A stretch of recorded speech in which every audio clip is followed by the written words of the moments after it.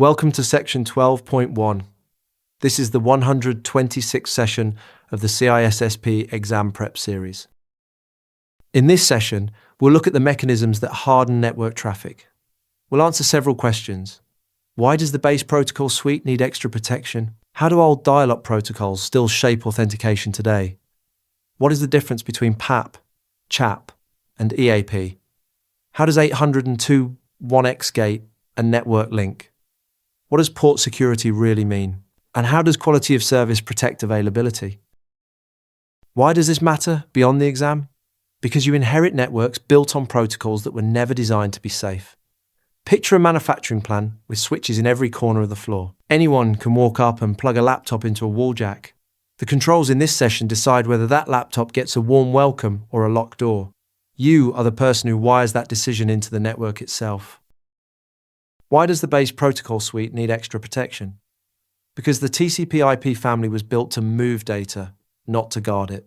It is reliable and everywhere, but it carries real security gaps. So over time, engineers bolted on hundreds of extra protocols and mechanisms to cover those gaps. Some protect confidentiality, some protect integrity, and some add authentication and access control. Think of a highway that was paved for speed. Later, someone had to add the guardrails, the lights, and the toll gates. How do old dial-up protocols still shape authentication today? Through the point-to-point protocol, or PPP. PPP is an encapsulation protocol built to carry IP traffic over serial and dial-up links. You rarely see it on a modern office LAN, yet it is the root of how we authenticate connections. It brought automatic setup, error detection, full duplex traffic, and real authentication options. Picture an old telephone handshake that quietly became the blueprint for logging in everywhere. So what is the difference between PAP, CHAP, and EAP? These are the three authentication options PPP introduced. Think of them as three doors with very different locks.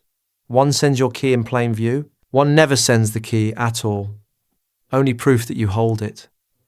And one is not a single lock, but a frame that accepts many kinds of locks. Let's walk through each. What is wrong with the password authentication protocol? PAP moves your username and password across the link in clear text. There is no encryption of any kind. It simply carries the logon credentials from the client to the authentication server, fully exposed. Anyone watching the wire reads your password directly. Picture mailing your house key taped to a postcard. That is PAP, and it belongs in the past. How does the challenge handshake authentication protocol improve on that? CHAP never sends the password across the link. The server issues a random challenge number. The client combines that number with the password hash and returns a computed response. Because the challenge changes each time, a captured response cannot be replayed. CHAP also rechecks identity quietly throughout the session, and the user never notices. Its weakness is age.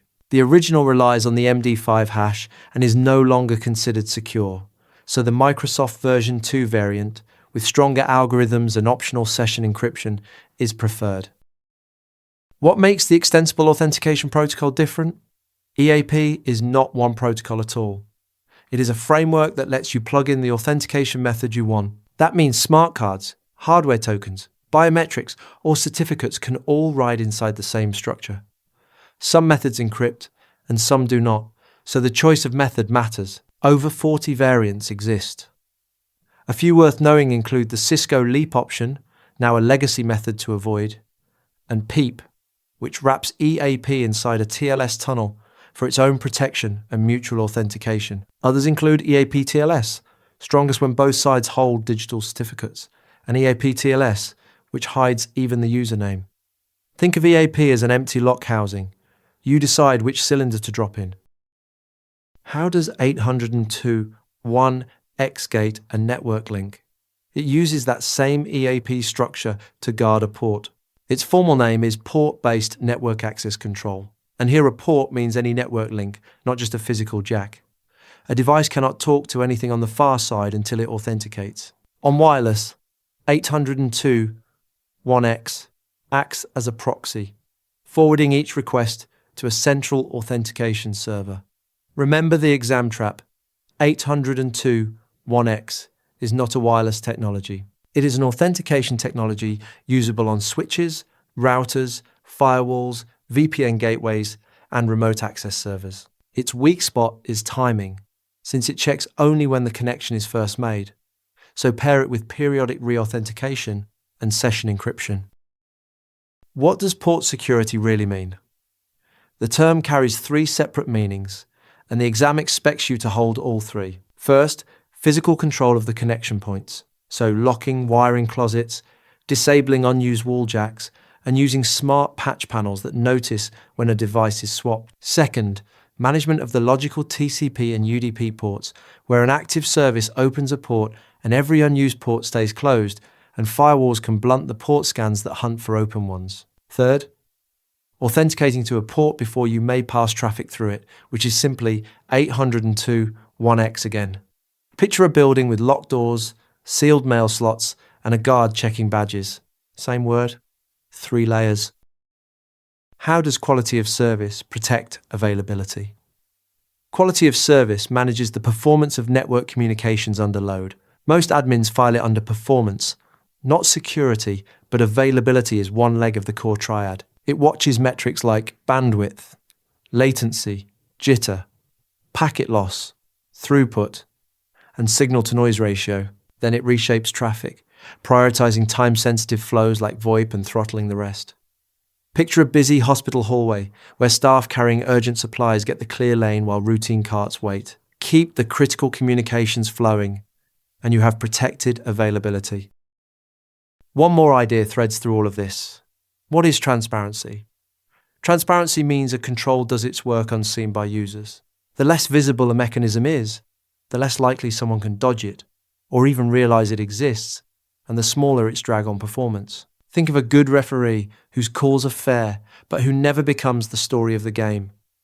The best controls simply blend into the background. So let's bring it together.